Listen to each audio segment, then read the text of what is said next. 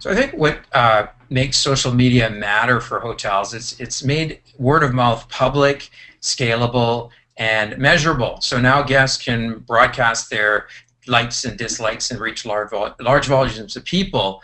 But at the same time, hotels can, of course, tap in and get this real-time feedback from their guests and constantly use that to improve.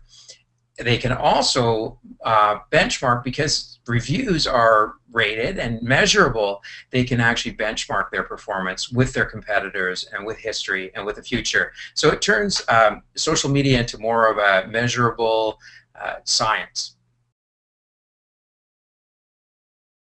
I'm not sure if the ultimate objective is to gain more likes on Facebook. It's really about the quality of the likes, who the likes are. And if we're holding contests like these like gate contests, the risk is that we attract the type of people who just want to win free stuff and aren't genuinely interested in our brand. So we really want to build a community of people on social networks that have a genuine affinity and interest in our brand. Now, if we want more likes, it's really a matter of being more likable, and being likable on Facebook is being helpful and resourceful and plugged into your destination, and it can mean funny and amusing, but it should always be on brand. And once you do get people to like you, then to continue to offer those qualities is going to ensure that they will continue to like you over time. Yeah, I think hotels are still learning, figuring out how to manage social media, and there's really three choices. Having corporate office, if that's a possibility, manage it, outsourcing to a third company, or managing it on property. And I think more and more properties are realizing that real, authentic engagement takes place on property, and that's when the people have their finger on the pulse of what's going on. It amazes me some hotels that are part of corporate office. Corporate office will let a hotel manager run the hotel, but they're afraid to let them respond to a TripAdvisor review.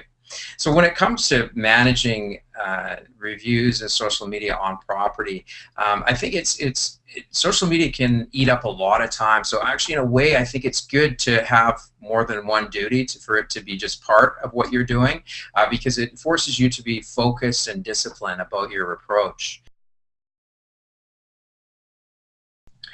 Well, hotels manage many social media crises every day, and that's getting negative feedback, negative reviews. Not all hotels, but it happens. It happens to every type of hotel. A real social media crisis is when something very negative threatens to go viral, reaching a lot of people and doing significant damage to a hotel's reputation. And so that requires, to minimize that or to prevent it, we want to be prepared. So we know exactly who's responsible for what, and if it does happen, we're not scrambling to figure out what to do and how to reach these people, etc. And sometimes if it's a big threat, we want to call on the experts, whether a PR firm or a lawyer, to really find out where we stand. We want to act quickly, publish a response. Our communication needs to say that this is what's going on, this is how we feel about it, and this is what we're doing about it. And so we really want to be responsive and transparent and professional, and then sometimes it depends on the situation. Everyone is different. Sometimes it's better to just hunker down and let the storm pass.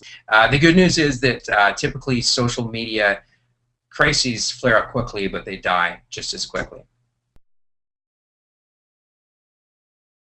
All right, so best practices in imagery on social media. Imagery, I mean, there's so much going on in social media. Imagery is one way to really grab attention. But I think we need to remember a few things about imagery when we're on social media.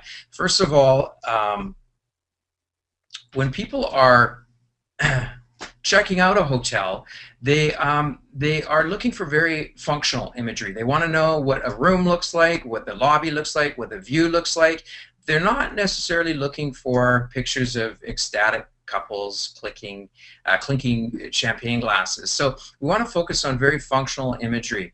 And these days we need two types of imagery. We need professional imagery shot by professionals that perform all these functions of showing what the hotel looks like and what rooms look like.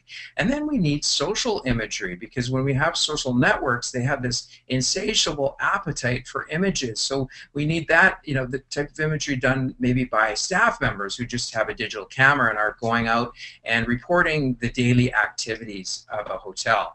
Other best practices include tagging imagery. This is so important, tagging it with the name of the hotel, the location, the activity, because more and more social networks are searchable. Facebook Graph turns all the photos, makes them searchable. So we want to make sure people find us when they're looking for something relevant to our property and destination. Video is really interesting. It's playing more and more of a role in travel marketing because, well, you can kind of fake it with a photo and you can exaggerate a description, but it's really hard to fake a video. It shows the real story. And you're seeing the emergence of more and more video platforms, and it's interesting. I've seen on Vine or Instagram video, I've seen the story of a hotel told in 15 seconds or less. So we're going to see lots more video in the future, and I think we're going to see lots more traveler reviews in video format.